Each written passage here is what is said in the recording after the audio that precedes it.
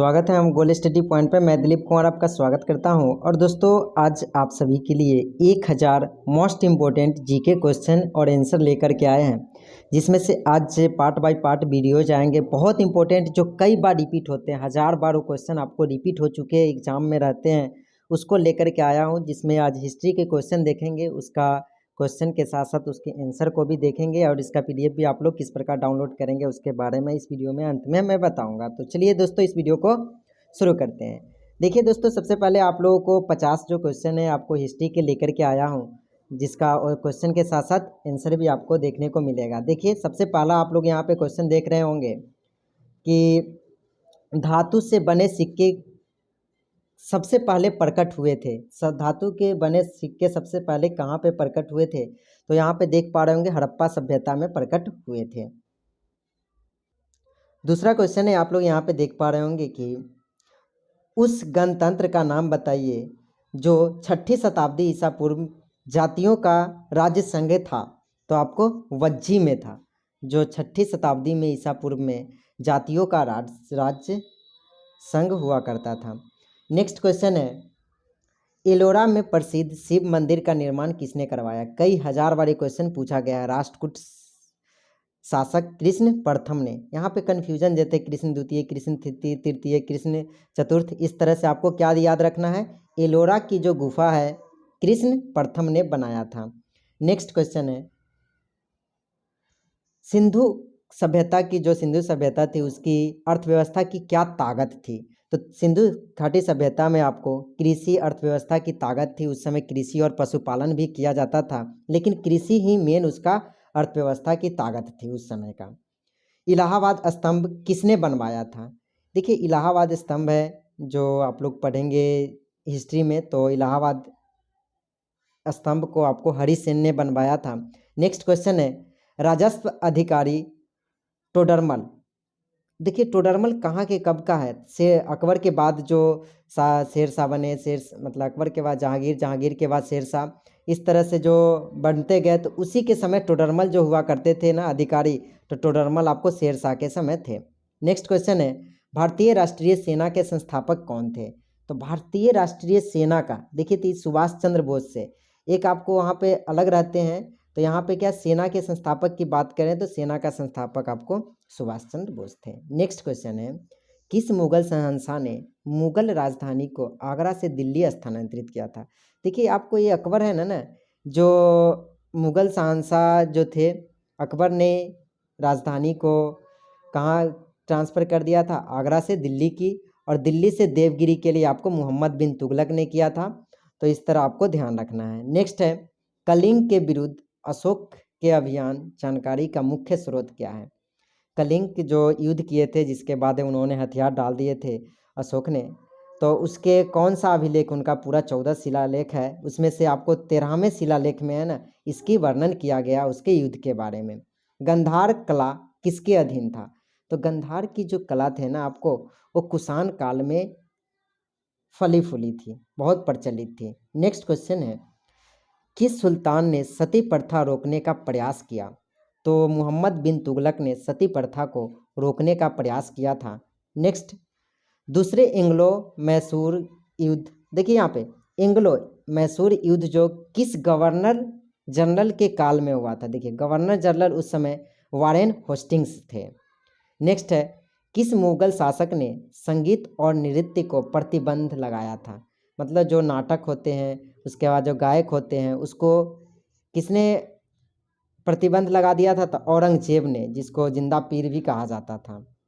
Next question है, तुलसीदास ने रामचरितमानस किसके शासनकाल में लिखी थी? बहुत इंपॉर्टेंट क्वेश्चन है। आपको अकबर के शासनकाल में तुलसीदास ने अपने रामचरितमानस लिखे थे। नेक्स्ट क्वेश्चन है, उस राज्य का नाम बताइए जिसने पहली बार युद्ध में हाथियों का इस्तेमाल किया था। तो युद्ध में हाथियों का इस्तेमाल आपको मगध शासक ने किए थे। नेक्स्ट है, ताजमहल किसके द्वारा बनवाया गया था? ताजमहल तो सबको पता है कि शाहजहां ने बनवाए थे अपने मुमताज महल की याद में। नेक्स्ट, उपनिषद शब्द का शाब्दिक अर्थ होता है। तो उपनिषद जो होता है उसका शाब्दिक अर्थ होता है पास में बैठना। ध्यान रखना है, बहुत इंपॉर्टेंट है। उपनिषद शब्द का मतलब जो होता है पास में बैठना।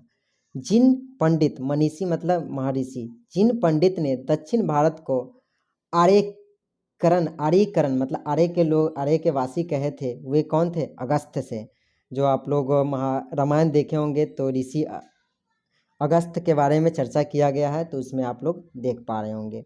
नेक्स्ट है, वैदिक संहिताओं में से भारतीय संगीत का उद्गम किसमें से खोजा जा सकता है? तो सामवेद में। संगीत का जनक किसे कहा जाता है? तो सामवेद को। गद और पद का वेद किसे कहा जाता है? तो यजुर्वेद को। उसी तरह सबसे पुराना वेद कौन है? तो ऋग्वेद है। तो इस तरह आपको ध्यान रखना है। प्राचीन भारत में प्राचीन बौद्ध विश्वविद्यालय का नाम बताइए। मतलब प्राचीन भारत में मतलब एंशियंट हिस्ट्री में प्राचीनतम सबसे पुराना तो आपको तक्षशिला विश्वविद्यालय हुआ करता था, जो अभी कहाँ पे पड़ता है? तो पाकिस्तान में है। हर्षचरित्र के लेखक कौन थे? तो बाण भट्ट थे। किस लड़ाई मोहम्मद गौरी के लिए दिल्ली क्षेत्र खोल दिया गया था? तो तराइन की दूसरी लड़ाई जो था, मोहम्मद गौरी ने दिल्ली क्षेत्र मोहम्मद गौरी के लिए खोल दिया था। तराई की दूसरी लड़ाई जो पृथ्वीराज चौहान और मोहम्मद गौरी के बीच में हुआ था। नेक्स्ट, आर्य पूर्वों के साथ अपने संघर्षों में सफल रहे क्योंकि उन्होंने घोड़ों द्वारा, देखिए सफल क्यों रहे थे? आर्य जो थे अपने आर्य पूर्वों के साथ संघर्षों में सफल रहे थे। इसका कारण यही था, उन्होंने घोड़ों द्वारा, घोड़ा जो होता था उसके द्वारा चलाए जा रहे थे रथ का प्रयोग किया था, इसीलिए। चोल राजाओं कहाँ शासन किए थे? तो आपको तमिलनाडु पर ज़्यादातर उन्होंने शासन किया था। नेक्स्ट है, सारे जहां से अच्छा हिंदुस्तान हमारा किसने राइटर है? तो मोहम्मद इकबाल ने। नेक्स्ट है, प्रथम बौद्ध परिषद या प्रथम बौद्ध संगीति आयोजन कहाँ हुआ था? तो आपको बिहार के राजगीर में हुआ था। नेक्स्ट है, द्वितीय विश्व युद्ध के दौरान जापान पे जो बम गिराया गया था, परमाणु बम, वो कौन से जगह पे गिराया गया था? हिरोशिमा और नागासाकी। हिरोशिमा पर 6 अगस्त को, नागासाकी पर 9 अगस्त को 1945 को गिराया गया था, 3 दिन बाद। दिल्ली में हुमायूं का मकबरा किसने बनवाया था? तो दिल्ली का जो हुमायूं का मकबरा है, उनकी पत्नी हाजी बेगम ने बनवाया था। नेक्स्ट, क्रिप्स मिशन कब आया था? तो 1942 में आया था, जिनमें 3-4 सदस्य थे। नेक्स्ट, आर्य समाज के संस्थापक थे। तो आर्य समाज के संस्थापक आपको कौन थे? दयानंद सरस्वती। नेक्स्ट क्वेश्चन है, भारत माता नामक प्रसिद्ध पेंटिंग के चित्रकार कौन थे? तो अवनींद्र नाथ टैगोर थे। किस भारतीय शासक ने कलिंग का युद्ध लड़ा? तो कलिंग का युद्ध जो लड़ा था तो अशोक ने लड़े थे, आपको पता है। कौन सा दशक को औपनिवेशवाद समाप्त करने का युग कहते हैं? तो 1950 को। नेक्स्ट, पंचतंत्र की कथाओं का संकलन किसने किया था? तो विष्णु शर्मा ने। देखिए, पंचतंत्र का संकलन किसने? विष्णु शर्मा ने। कथकली नृत्य केरल का। नेक्स्ट, कौन सा गोलमेज सम्मेलन में महात्मा गांधी ने भाग लिए? तो 3 गोलमेज सम्मेलन में एकमात्र गोलमेज सम्मेलन हुआ था, द्वितीय गोलमेज सम्मेलन 1931 में भाग लिए थे, जो लंदन में ही हुआ था, जिसमें क्या है ना, महात्मा गांधी में गांधी इरविन पैक्ट के नाम से भी जाना जाता है और लॉर्ड इरविन के बीच बैठक हुआ था। इंडिका किसने लिखी? मतलब इंडिका जो पत्रिका है, इंडिका के राइटर कौन है? तो मेगास्थनीज ने। आर्यों ने मनुष्य के जीवन को 4 आश्रमों में विभाजित किया था। मतलब मनुष्य के जीवन है 4 आश्रम में। नेक्स्ट है, गांधी जी ने करो और मरो का नारा कब दिया था? तो आपको ये ध्यान रखना है, भारत छोड़ो आंदोलन जो 1942 में चला था, उस समय ही दिए थे करो या मरो का नारा। सिंधु घाटी सभ्यता के लोग किस देवता की पूजा करते थे? तो पशुपति की पूजा किया करते थे। नेक्स्ट है, जेन ऑफ आर्क की मृत्यु कैसे हुई थी? जेन ऑफ आर्क की मृत्यु धर्मद्रोही विधर्मी मानकर जलाने के से उनकी मृत्यु हुई थी। Next, the kingdom of God is within you पुस्तक किसने लिखी थी? लियो टॉल्स्टॉय ने ये पुस्तक लिखा था। याद रखना है, बहुत बड़े पूछा हुआ क्वेश्चन है। किस सुल्तान को खलीफा से सम्मान वस्त्र प्राप्त हुआ था? तो इल्तुतमिश को आपको खलीफा से सम्मान वस्त्र प्राप्त हुआ था। नेक्स्ट क्वेश्चन है, कनिष्क प्रथम किसका पृष्ठपोषक था? तो महायान बुद्धवान का। नेक्स्ट है, गीत गोविंद का लेखक कौन था? तो जयदेव गीत गोविंद के लेखक हैं।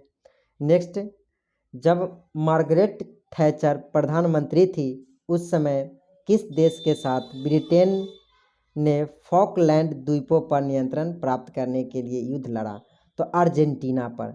नेक्स्ट है, सूफी परंपरा में पीर का क्या आशय होता है?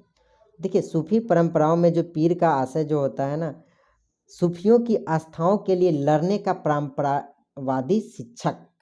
ध्यान रखना है, जो सूफी में पीर का अर्थ होता है जो पहले जो आस्था होता था जैसे पूजा करने का, उसके जो शिक्षक होते थे उसको बोला जाता था पीर।